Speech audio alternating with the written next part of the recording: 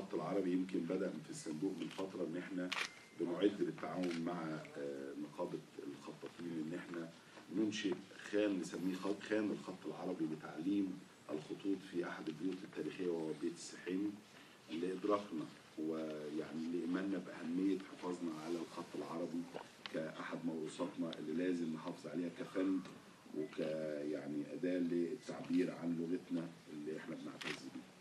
أنا بسعد النهارده في الملتقى في إن احنا بنتواجد كلنا مع بعض كنقابة الخطاطين وكهيئات وزارة الثقافة ممثلة في الدكتور أحمد عبد الغني رئيس قطاع الفنون التشكيلية، وبشكره لدعمه لينا ومشاركته معانا في إنه يستضيف هذا الحدث في قصر الفنون، وكذلك الدكتورة حنان منيب وهي رئيس قطاع العلاقات الثقافية الخارجية لمشاركتها معانا في استضافة ضيوفنا الأعزاء من الدول العربية والأجنبية.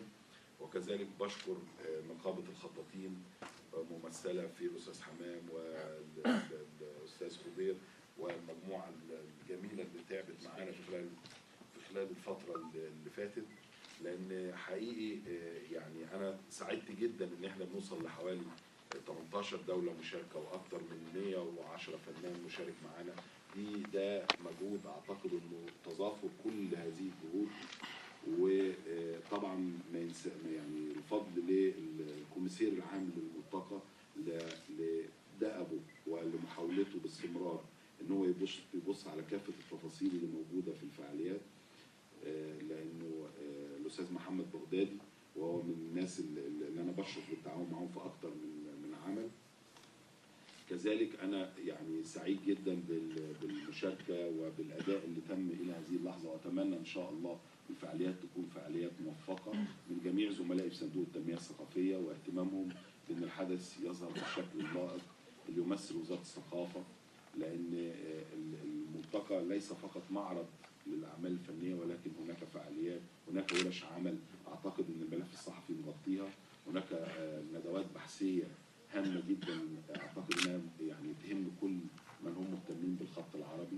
اتمنى انها تكون دوره بدايه دوره ان شاء الله، اول دوره تكون دوره موفقه وناجحه، وبشكر لحضراتكم انكم شرفتونا النهارده وموجودين معانا، وانا هترك التفاصيل للكوميسير العام للملتقى الاستاذ محمد بغدادي.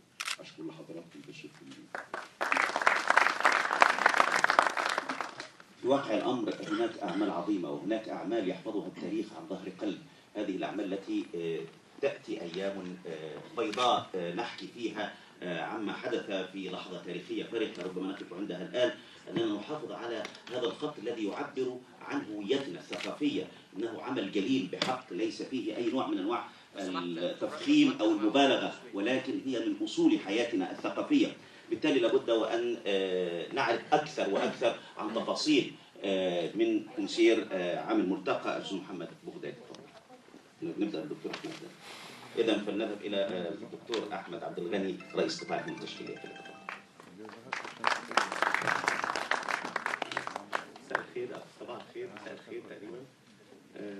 وأنا بشكركم على الحضور وبشكر يعني مهندس محمد أبو سعد على إتاحة فرصة إن إحنا كمان نضيف حدث مهم على الساحة الفنية في مصر. ويعني الحقيقة الملتقى ده بيمثل أحد أهم الملتقيات اللي هتبقى الإقليمية والدولية على مستوى العالم، لأنه أعتقد إن الخط العربي محتاج في الفترة ديت إلقاء الضوء عليه أكثر، لأنه إحنا عندنا ميراث كبير جدا جدا من فنانينا ومبدعينا، لكن للأسف الجمهور العادي عنده فكرة مبسطة عن الخط العربي اللي هو اللي خطه جميل بس، أو اللي هو يعني الحاجات اللي بتتكتب في الإعلانات أو اللافتات، لكن في مدارس وفي اتجاهات وفي تقنيات وفي مذاهب، يعني في يعني أجيال وأجيال من الفنانين الخط العربي محتاجين تتوثق التجربة على مدار الزمن. والحقيقة كمان ده بيضيف للصندوق فعالية جديدة بتضاف لجميع فعالياته المهمة اللي سمبوزيوم النحت وملتقى الأقصر. يعني الحقيقة كتير من الفعاليات المهمة جدا تبناها الصندوق وبقى منافس جامد قوي قوي قوي لقطاع الفنون التشكيلية، لكن الحقيقة كل حاجة بيعملها بقياده المهندس ابو مكمل. سعد. لا ده مكمل. طبعا لا، الحقيقه مهندس ابو سعد كل مكان بيحط رجله فيه بيشتغل بمنتهى الاخلاص ومنتهى التفاني ومع فريق عمل متميز جدا، ويعني بخبره وايمان بكل حدث بيعملوه.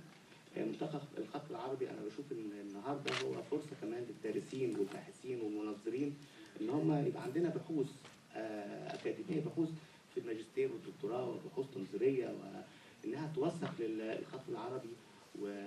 وكمان في كتير من الفنانين مش بس بياخدوا الخط يعني كجمله او لا، ده في ناس اشتغلوا على الحرف، بس في ناس اشتغلوا على حتى فكره الحروفيه. يعني في اجيال واجيال من الفنانين التشكيليين اللي هم خدوا من تاثير الحرف التشكيليه.